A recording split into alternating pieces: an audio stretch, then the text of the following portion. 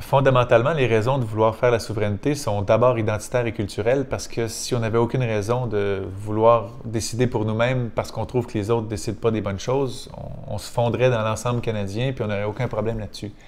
Et je pense que ce débat-là sur le plan culturel et identitaire est quand même assez réglé parce qu'il n'y a personne de la Colombie-Britannique ou de la Saskatchewan qui va nous convaincre qu'ils vont mieux protéger la culture québécoise que les Québécois. Donc le débat est assez clos là-dessus. Tout comme il n'y a personne de l'île du Prince-Édouard ou de l'Ontario qui va nous convaincre qu'ils vont mieux protéger le français au Québec que les Québécois peuvent le faire. Donc le plan linguistique et culturel, je dirais que le débat est quand même assez réglé. C'est sur le plan économique que beaucoup de Québécois ont encore un doute qu'on a les moyens de devenir un pays. Et c'est pour ça que je me concentre beaucoup sur les arguments économiques, parce qu'à 2 reprises, le fédéral a utilisé des arguments de peur pour faire en sorte que les gens votent non.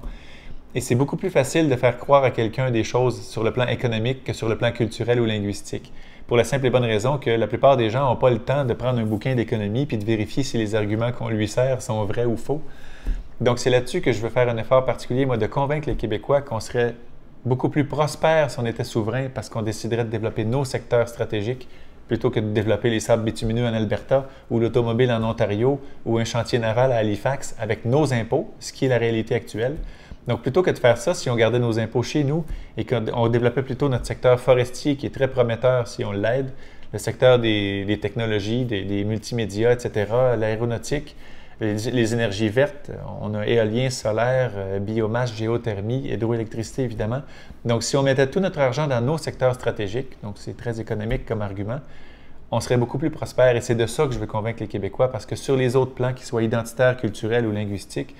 les gens savent qu'on est les mieux placés pour protéger nous-mêmes nos intérêts. C'est sur le plan économique qu'il faut les convaincre qu'on a tout à gagner.